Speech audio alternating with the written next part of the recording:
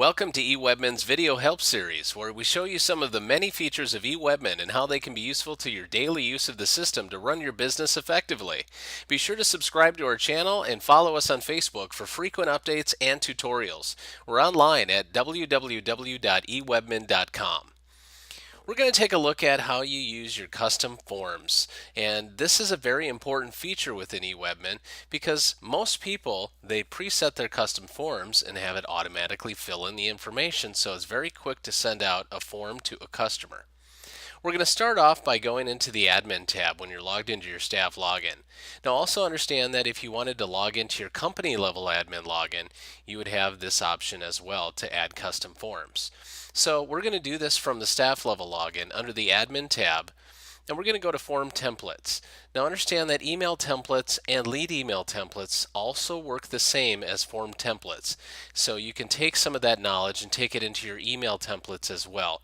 The bracket tags concept still applies to those. We're going to go to the form templates and we're going to choose to look at the default forms that are on there. And this is important because a lot of people really like the way that some of eWebmin's default forms are, but they may want to make a little tweak to some of the things. So in this case, we're going to go to the default contract 1. And what it's going to do in this screen is it's going to show you the default contract 1 and how it's set up with the bracket tags. Now these are bracket tags that will automatically fill in once you pull up this particular form inside an event. And we can make the screen a little larger if we want to make it sized a little easier, but this shows you the default form that we have in here. Now if you feel like you would like to make some changes to this form, then what we suggest is you click on the source. Everything is HTML based, and then you just choose to select all, or you can right click and select all that way, and then Control C on the PC for copy, or you can right click and copy as well that way. So now we're going to go back and we're going to choose to actually add a new custom form. So choose to add a custom form and give it a name that you'd like, and a lot of times it's easier to name it so that you know exactly what form you're pulling up when you're in an event. In this case, I'm just going to do test custom form and 2.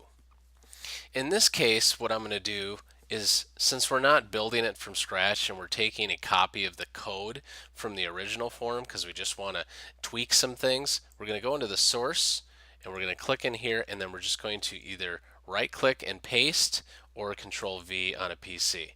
Now that's going to give you all this HTML code, and if you don't know HTML, it's not a big deal. You can click the source button again and you'll see that particular contract or whatever the form is come up.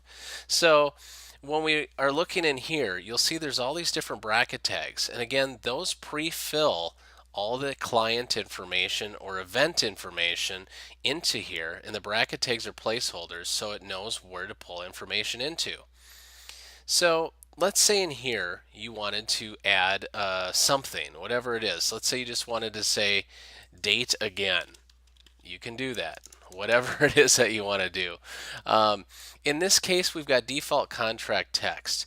Now, if you prefer to have that, I will show you exactly where that default contract text comes from. So I'm going to open up a new screen when I show you this, though, and we're going to go to Preferences. In the default contract text, what you want to look at is right here in your preference form settings, default contract.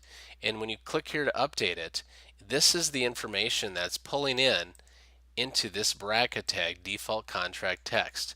You don't have to use this, but if you already have it in there, you could either do this, copy, and then you could paste that text right into here, and it'll put that into there so that you have it into the form and you're not using that at that point this particular piece of the program. So you have that in there, and if you wanted to add a new bracket tag, you could easily go and click here and choose which bracket tag you want to put in there. So we're just going to put any bracket tag in there in this case.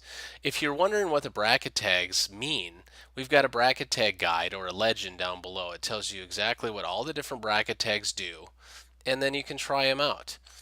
And so let's say you've created your custom form. So we're going to create it. We called it test custom form 2. And now we're going to go into an actual event and take a look at that form and how it pulls it up. So I'm going to go into a pending event that I created that was just a test event. And I'm going to go to Forms and Messaging. And then I'm going to go to Print Form. And we're going to choose Test Custom Form 2. And then open as a PDF in this case, because I want to see how it looks as a PDF, because I would normally be attaching that to an email to a client. You can see what I put in here for all this information, but I also had put in the bracket tags, so it put in right there one of the add-ons that I had in there. If I had more add-ons, it would add more add-ons to the bottom. But in this case, there's only one add-on, and I had put that particular bracket tag in, so that's what it's going to show. And that's really how forms work. Now, if you wanted to add, again, an email template, it works very much the same way. You can add a new email template, you can put in bracket tags as well in here, and you could really send a personalized email with different options and information in it to the client. And all you have to do is set it up once, and then choose that when you're inside the event, and it will send and fill in all that other information. We hope this video was helpful in using eWebmin. Keep checking back for more helpful videos exploring the many features you can find in eWebmin.